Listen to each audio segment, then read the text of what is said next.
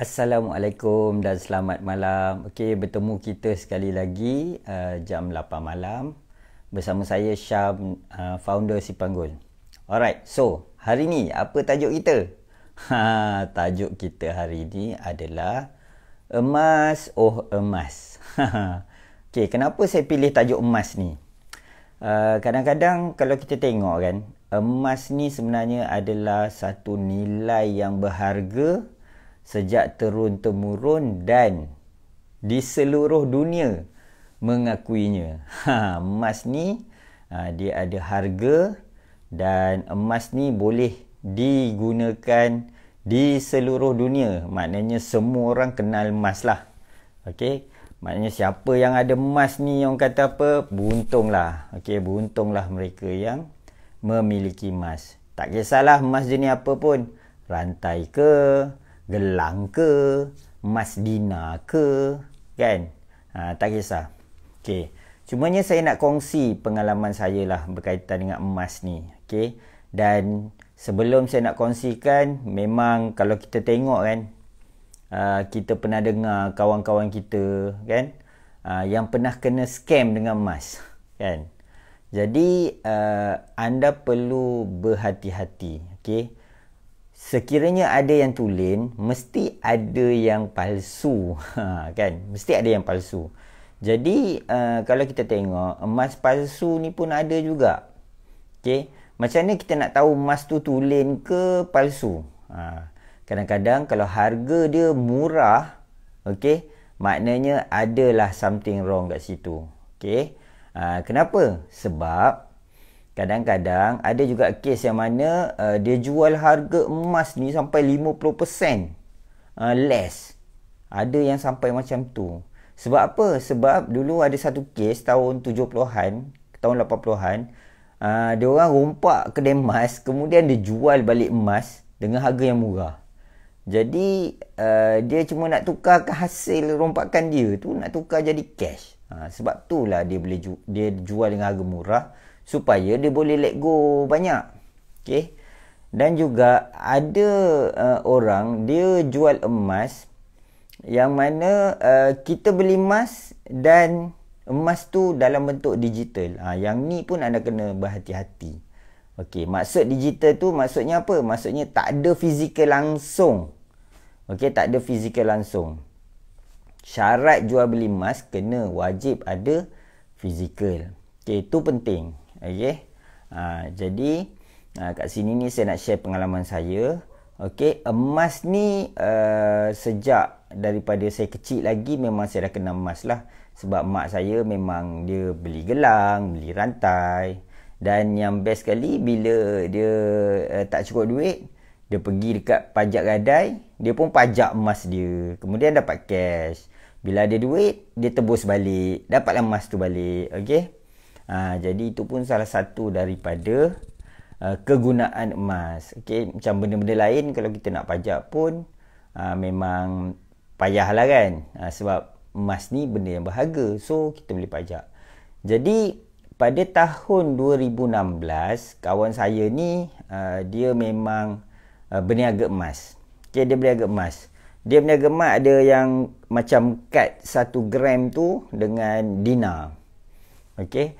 Dan saya pun sejak daripada tu saya memang berminat lah dengan emas. Okey, saya berminat dengan emas. Jadi saya pun kumpul. Saya kumpul emas dinar tu, saya kumpul. Cumanya pada ketika tu saya kurang ilmu. Okey, kurang ilmu. Saya main beli je. Saya tak tahu harga tu macam mana, harga tu rendah ke, tinggi ke kan. Saya main beli je. Jadi bila saya beli emas dinar ni, okey, saya pun bayarlah. Masa tu harga dia dalam 600 lebih. Okey, 1 dinar 600 lebih. 1 dinar ni lebih kurang dalam 4 point lebih sikit gram lah. 4.25 ke tak silap saya. Okey, tapi 4 gram lebih sikit. Okey, jadi bila kita beli emas dinar ni, kita simpan sendiri. Okey, kita simpan sendiri. Jadi katakanlah kita nak jual balik emas tu. Okay, kita simpan sendiri, kita nak jual balik emas tu. So kita kenalah pergi jual dekat kawan-kawan. ataupun kita pergi dekat kedai emas Ar-Rahnu, okey, pergi ke Ar-Rahnu untuk kita jual emas tu, ataupun kita pajak. Boleh lah, memang tak ada masalah, boleh. Okey, dengan syarat dia terimalah emas tu. Okey, kadang-kadang kita ni syok sendiri, kita beli main beli aja, tapi bila nak pajak tak boleh. Okey, ada juga macam tu kan. Jadi kualiti emas ni pun kita kena ambil kira juga. Okey, bukannya kita boleh main belasah je semua emas diterima di semua dunia, di seluruh dunia, tak. Dia ada jenis-jenis kualiti emas yang diterima di seluruh dunia. Jadi pada ketika itu harga dia dalam 700 lebih. Okey, terima kasih Kak Wah, 4.25 gram. Okey, betul dah tu. Okey, so bila saya beli 700 lebih, dan saya nak jual balik, masa tu tak ada duit, saya nak jual balik. Bila saya nak jual balik, harga dia tu jatuh rendah, walaupun harga dunia tu meningkat. Saya rasa macam peliknya kan. Tapi itulah hakikat dia. Kita kena faham emas yang kita beli, yang kita nak simpan sendiri tu, okey, adalah harga yang telah ditambah kos minting, kos packaging yang telah ditambah daripada harga dunia. Okey, kalau anda nak monitor harga dunia, anda boleh monitor, salah satunya adalah LME, London Metal Exchange. Anda boleh tengok dekat website, okey, goldprice.org. Okey, saya ulang balik goldprice.org. Kita boleh tengok harga dunia. Harga ni sebenarnya dia naik turun, naik turun, naik turun, tapi dalam jangka masa panjang dia menaik. Ini kita nak kena faham. Okey, harga emas ni dalam jangka masa panjang dia menaik. Sebagai contoh, saya mula berjinak-jinak dengan emas ni, saya kaji dengan lebih mendalam lagi sejak daripada 23 Julai tahun 2021, tahun lepas. Okey, jadi dekat situ itulah saya mendalami, saya tengok harga sehari boleh naik berapa, boleh turun berapa. Semua tu memang saya study, saya kaji. Okey, saya kaji. Jadi kalau tengok, saya pernah lalui harga $55, okey, $55, lepas tu 56, 57, naik 60, 62, 63, 65. Okey, 65 bulan 3 hari tu. Okey, dia naik daripada 62 tu naik 65 dalam masa 3 hari. Tak ada seorang pun yang menjangka harga boleh naik setinggi tu. Dalam 3% ke 4% naik dalam masa 2-3 hari. Masa tu sebab perang. Jadi kita bukanlah nak orang kata apa, nak doa supaya biarlah berlaku perang, biar harga emas naik. Bukan macam tu Tetapi emas ni membantu kita untuk orang kata apa, jaga kita punya nilai cash yang kita ada. Sekiranya berlaku perang, harga tu boleh meningkat dan kita boleh cepat-cepat tukar cash. Perang ni berlaku bukannya dekat Malaysia. Perang ni berlaku dekat masa tu perang Rusia dengan Ukraine. Jauh daripada Malaysia. Jadi kita boleh ambil lah manfaat daripada situ. Bukanlah kita nak perang, tapi kita boleh ambil manfaat. Jadi bila harga tu naik kan, tiba pula harga tu jatuh pula. Okey, ada banyak faktor lah harga ni boleh naik dan turun. Okey, harga tu jatuh daripada 65, dia jatuh 64, 63, 62, 61, 60, 59, 58, 57, 56, 55, 54, 53, 52, 51.8. Itu last lah 51.8 sejak 2-3 tahun. Okey, dia tak ada jatuh sampai 20, 10, tak ada sampai 51.8 USD, kemudian dia mula naik balik. Okey, dia mula naik balik. So dia naik balik daripada 52, 53, 54, 55, 56, 57. Sekarang ni 57.7 macam tu, tak silap saya. Okey, Sabtu Ahad dia tak, orang kata apa, dia tak ada urus niaga. So harga tu maintain. Okey. Sekarang ni 57 point something. So dijangka akan naik lagi 58, 59, mungkin dia naik 58, 59, 60, kemudian turun sikit.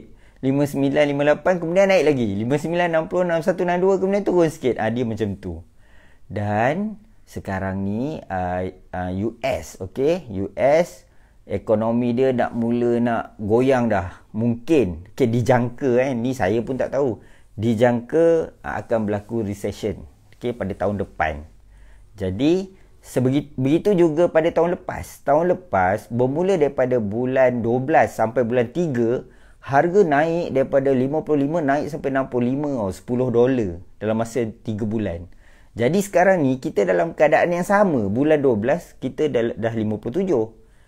Ada kemungkinan dia akan naik 60, 61, 62, 63. Kita tak tahu. Tak ada seorang pun yang tahu.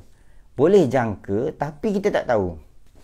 Jadi dekat sini ni lah sebenarnya, bila saya duk study pasal emas, dalam masa setahun yang lepas, saya tengok emas ni kita kena beli dan kita kena simpan pada harga yang rendah. Harga yang rendah tu kita kena beli dan kita kena simpan. Maksudnya ketika harga 52 tu kita kena beli. Harga 53 kita kena beli. Sebab bila harga dah naik 57, kita tak tahu bila dia nak naik balik, bila dia nak turun balik pergi ke 53, 52. Kita pun tak tahu. Jadi kat sini ni lah sebenarnya, kalau kita tengok, bila harga tu rendah, kita kena beli. Persoalan dia sekarang ni nak beli kat mana? Kita boleh beli kat kedai emas. Kalau kita beli kat kedai emas, kita kenalah simpan sendiri. Kan? Betul tu, beli harga rendah, bila harga mahal jual. Simple je ni calculation dia. Jadi bila kita beli kat kedai emas, kadang-kadang kedai emas kat satu Malaysia ni malam tutup. Dan kalau kita nak beli emas bergram-gram, katalah contoh 15 gram kita nak beli, berani ke? Kan, kalau saya tak berani. Jadi kita kena cari syarikat, syarikat yang jual emas yang kita boleh beli secara online dan harga spot. Syarikat yang boleh kita beli secara online dan harga spot. Dan syarikat tu kenalah pilih syarikat yang dah lama bertapak di Malaysia. Contohnya syarikat yang dah, orang kata apa, bermula pada tahun 2012 dan dia pernah bisnes dengan bank, kan? Dan dia dah ada member beratus ribu member dan dia patuh syariah, kan? Dan dia simpankan emas kita di tempat yang selamat, dekat Bring Singapore. Dia bukan simpan kat office dia. Dia simpan kat Bring Singapore, peti besi kat Bring yang simpan barang-barang berharga. Jadi kat situ itulah sebenarnya pilihan kita. Tu pilihan kita. Sama ada kita nak simpan sendiri ataupun kita nak syarikat uruskan penyimpanan bagi pihak kita. Dan yang paling best sekali adalah bila kita simpan sendiri, kita beli 1 gram, 2 gram, kita kena bayar kos tu, kos minting, kos packaging, kos insurans, kos transport, kita kena bayar. Tetapi kalau kita minta syarikat uruskan penyimpanan, syarikat dia akan simpan dalam bentuk sekilo. Jadi kos minting tu dah tak ada. Kos minting dah tak ada. Kos packaging pun dah tak ada. Dia simpan terus. Kita beli harga semasa, portion tu dia, kita akan dapat sijil. Portion tu memang kita punya. Ada jual beli, kan? Ada jual beli. Portion tu memang kita punya. Dan kita juga boleh jual balik kat dia pada bila-bila masa. Yang ini ni kita dapat harga yang terbaik. Bayangkan beza dia dekat RM80 tau 1 gram. Lainlah kalau kita nak beli sekilo. Kalau kita nak beli sekilo, yes, harga dia rendah. Spread dia rendah. Spread ni maksud dia harga jual dan harga beli. Beza dia. Katalah kita beli hari ni juga kita jual, berapa beza dia? Yang itu tu. Kalau kita minta syarikat uruskan penyimpanan, Kita beli hari ni, kita jual hari ni, beza dia 7%. Tapi, kalau kita nak simpan sendiri, hari ni kita beli, besok kita nak jual, beza dia lebih kurang RM80 1 gram.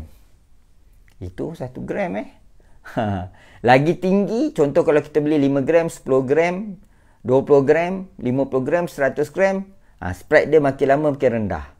Tapi kalau kita nak beli 100 gram, berani ke nak simpan kat rumah? Kalau saya tak berani. Kalau hilang, tak pasal. Kan? Dan juga, saya nak mudah. Okay, contoh sebagai contoh. Kita suruh syarikat uruskan penyimpanan dan kita yakin dengan syarikat tu. Okay? Kita beli. Dan katakan kita nak pakai duit. Kita nak jual balik. Jual balik kat syarikat tu. Pukul 2 pagi pun kita boleh jual. Kita jual pukul 2 pagi. Pukul 9 pagi dah buka waktu bekerja. Mereka akan proses. Kan? Dalam masa sehari, 2 hari, 3 hari, dia dah proses, dah siap proses. Dia akan transfer duit kat kita. Masuk dalam akaun bank. Kan senang gitu. Jadi kat sini ni sebenarnya kita kena bijak dalam mana kita menyimpan emas. Okey. Itu satu perkara lah. Dan kadang-kadang yang satu perkara lagi, kita dok beli yang 1 gram, 1 gram. Kita syok lah beli, simpan. Kita kata, ini aku nak simpan lama ni, nak biar je. Nak simpan sampai bila? Kan? Contoh, kalau katalah kita beli dengan harga RM320. Harga sekarang RM270 lebih kurang. RM260, RM270. Harga nak sampai RM320 tu, melepasi RM320 barulah kita ada untung. Tetapi, sekiranya kita beli dan syarikat uruskan penyimpanan, harga sampai RM300 kita dah ada untung dah. Orang lain tak untung lagi. Kita dah untung dah. Itu beza dia. Kita minta syarikat uruskan penyimpanan dengan kita simpan sendiri. Beza. Harga tu berbeza. Yang ini ni yang ramai orang tak perasan, ramai orang tak nampak, termasuklah diri saya sendiri. Tapi bila saya dah belajar, saya cakap, macam ni rupanya. Okay. Dan satu lagi perkara menarik yang saya nak share dengan anda adalah, tak semua orang dia simpan emas dia untung. Sebab apa? Sebab dia tak ada ilmu. Dia rasa dia beli emas, harga naik, ada untung ni, dia pun jual. Dia lupa harga dia beli berapa. Anda kena ingat anda kena ingat anda beli tu berapa. Berapa nilai yang anda beli. Dan bila anda nak jual, berapa nilai yang anda jual. Perbezaan itulah sebenarnya yang menentukan keuntungan anda. Jangan rasa harga naik je jual. Harga naik ni untung ni jual. Rasa-rasa. Ini bahaya. Okey. Sebab itulah orang kata ilmu emas ni yang menyebabkan kita boleh kaya, bukannya emas tu sendiri. Ada orang ada emas pun dia rugi. Dia beli 10 gram, dia simpan kat rumah dia, dia pun tak tahu dia simpan kat mana. Last hilang. Rugi juga. Kan? Ini pun satu hal juga. Okey. Jadi kat sini ni anda kena tentukan objektif anda. Kenapa anda beli emas? Contoh macam saya. Kenapa saya simpan emas? Sebab emaslah satu-satunya instrumen yang mana saya boleh kumpul. Contoh, katakanlah saya nak beli rumah lagi 10 tahun. Saya nak beli tanah lagi 10 tahun. Saya kena bersabar. Saya kumpul bayar bulan-bulan macam saya bayar kat bank. Sampai 10 tahun. Jadi, bila harga emas tu meningkat, saya boleh jual balik lepas 10 tahun, saya jual balik emas tu, saya boleh beli rumah cash. Jadi saya tak perlu nak, orang kata apa, nak buat pinjaman bank. Sebab kalau saya buat pembiayaan bank untuk beli rumah harga RM250,000, kita bayar dalam masa 30 tahun, bukan RM250,000. Kita bayar kadang-kadang sampai RM750,000. Banyak tu kita bayar. Kan? Jadi kat sini ni sebenarnya, bila saya belajar mendalami lagi ilmu mendalami lagi, ada satu mekanisme. Okay, yang ni lagi best, yang ni anda kena dengar betul-betul. Yang ni sebenarnya, kita ada emas, kita ada duit, kita pun beli emas. Contoh, kita ada duit RM1,000. Kita beli emas. Kita beli emas dapatlah dalam 4 gram lebih. Okey, dapat 4 gram lebih. Bila kita beli emas, emas tu kita boleh tukar balik jadi duit. Syarikat yang uruskan, dia boleh tukar balik jadi duit. Emas tu tak hilang. Emas tu ada dalam holding. Kita boleh tukar balik jadi duit 85%. Contoh 1,000 tadi kita beli emas. Emas dah ada. Emas tu boleh tukar balik jadi duit. Dia akan bagi duit tambahan. Bukannya dia jual emas tu dia bagi duit tambahan. RM850. So RM850 ni lah saya buat belanja. 100% yang emas yang kita beli tadi tu still ada. Jadi setahun, 2 tahun, 3 tahun, 4 tahun, 5 tahun, yang 100% emas ni harga tu naik. Bila harga tu naik, daripada emas ni lah sebenarnya kita boleh, bila kita jual emas tu, pegangan emas kita tu, kita boleh bayar balik yang kita ambil 850 tadi tu. Okay, kita bayar balik. Dan juga dia ada sedikit management fee. Dan kita ada lebih lagi nilai ringgit kita. Jadi kat sini ni sebenarnya kita boleh tukar duit kita kepada emas. Dan kita boleh tukar balik jadi duit untuk berbelanja. Yang ini ni sebenarnya ramai sangat orang tak tahu. Kenapa dia tak tahu? Sebab dia tak ada akaun simpanan emas. Macam mana nak tahu? Sebab itulah sebenarnya saya memang menggalakkan sangat anda kena buka akaun simpanan emas. Buka je. Jangan fikir nak ada emas ni hanya untuk orang kaya. Tak. Anda ada RM10, anda nak berjimat, anda boleh buka akaun simpanan emas dan beli emas serendah RM10. Dan emas tu, emas fizikal. Walaupun anda tak pegang emas tu, syarikat yang uruskan penyimpanan ada fizikal dia, it's okay. Kalau anda tak percaya, yang anda beli emas tu, anda jual kat saya. Kalau anda tak percaya lah, anda jual kat saya, boleh transfer. Bila anda ada akaun, anda transfer, saya bagi balik duit. Kan? Jadi, ataupun anda jual balik kat syarikat tu, tengok, masuk tak duit RM10? Cuba RM10 dulu. Klien saya ni, saya cakap lah, klien saya yang buka akaun simpanan emas ni, ada yang dah beli RM30,000 pun ada. Kan? Kita ni, yelah kadang-kadang, kita nak tengok dulu betul ke tak scam. Kan? Kita nak tengok dulu. Jadi, buka dulu akaun simpanan emas secara percuma. Buka free dulu.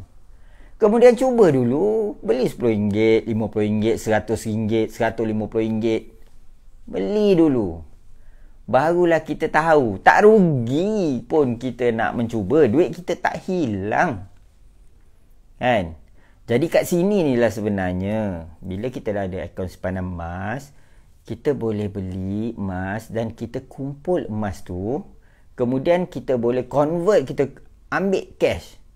Ambil cash untuk kita belanja. Jadi berbalik balik tadi cerita yang rumah tadi tu kan.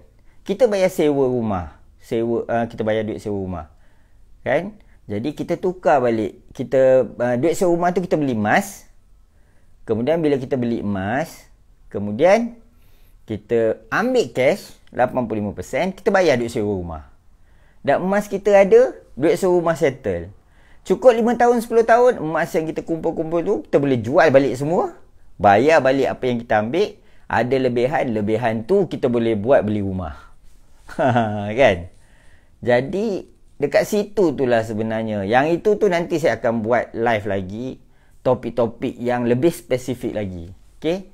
Cuma hari ni saya hanya berkongsi tentang emas.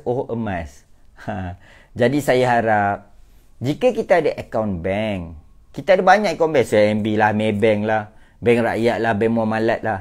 Okay, ada banyak bank yang kita ada. Jadi, kita juga boleh ada akaun simpanan emas. Kan? Ada banyak syarikat yang tawarkan akaun simpanan emas. Kita boleh pilih mana-mana sahaja. Kita pilih mana yang terbaik untuk kita, yang sesuai. Jadi, kepada mereka yang belum lagi ada akaun simpanan emas, saya harap sangat anda bukalah. Bukalah akaun simpanan emas. Jangan rasa nak ada emas ni perlu kaya raya. Perlu banyak duit. Sekadar RM10 pun anda boleh ada akaun simpanan emas. Buat macam menabung. Jadikan dia tu tabung emas. Saya ada klien saya yang setiap hari dia beli emas RM10, RM10, RM10. Bila sebulan dia ada RM300. RM300 tu dia boleh bawa keluar. Boleh bawa keluar dalam RM200 lebih. Hujung bulan dia bawa keluar RM200 lebih. Emas yang dia beli tu still ada. Dan dia dapat cash yang dia boleh bawa keluar dan dia boleh belanja. Sampai macam tu sekali. Okey? Jadi, nanti saya akan ceritakan anda lagi pasal emas ni. Okey? Yang mana macam mana saya menguruskan keuangan dengan menggunakan akaun simpanan emas. Saya ni memang uruskan keuangan guna akaun simpanan emas supaya bila harga rendah saya beli pun menggunakan duit belanja. Kemudian bila harga tu naik saya jual dan saya boleh settlekan benda-benda yang saya nak settlekan lah. Contoh nak bayar yuran sekolah anak, nak bayar duit sewa, nak bayar macam-macam benda kan. Duit-duit kereta kan. Jadi kat sini ni, okey, saya harap sangat kepada anda yang mendengar ni, okey, kalau boleh anda share video ini seramai mungkin dan pastikan semua orang ada akaun simpanan emas. Okey? Dan kalau anda risau sangat takut emas tu hilang lah apa semua, anda boleh juga withdraw emas tu, simpanlah sendiri. Cumanya bayar je lah lebih. Dah anda nak simpan, anda bayar lebih je lah. Itu je lah. Macam saya, lain. Saya sebenarnya menyimpan emas sebab saya nak rasa kenaikan harga emas tu. Kenaikan harga emas tu lah yang penting. Kan? Bila kita dapat kenaikan harga emas itulah yang boleh membantu kita. Sebab dalam masa 5 tahun, duit kita, kalau ada RM100, kita boleh beli sekian. Jadi, lepas 5 tahun, RM100 tu kita boleh beli barang yang kurang dah. Dah makin lama makin kurang. Duit nilai kita tu dah makin dah tak kuat. Kan? Jadi, bila saya ada emas, 5 tahun lagi, emas tu meningkat. Bila saya tukar jadi duit, saya ada duit yang lebih. Jadi, sebenarnya, emas ni kita boleh selamatkan duit kita dan kita boleh gandakan emas kita menggunakan duit yang sedia ada. Dalam masa yang sama kita boleh berjimat cermat supaya biarlah kita ada aset emas dan satu hari nanti emas inilah mampu menyelamatkan kita dari segi keuangan kita. Okey, itu saja perkongsian untuk hari ini dan saya harap ianya memberi manfaat kepada anda semua dan kalau boleh minta tolong share kepada kawan-kawan. Okey, mana yang baik tu datang daripada Allah Subhanahu Wa Taala, mana yang salah silap tu atas kelemahan saya sendiri. Okey, sekian, kita jumpa lagi esok. Wabillahi taufiq wa hidayah. Wassalamualaikum warahmatullahi taala wabarakatuh. Bye bye.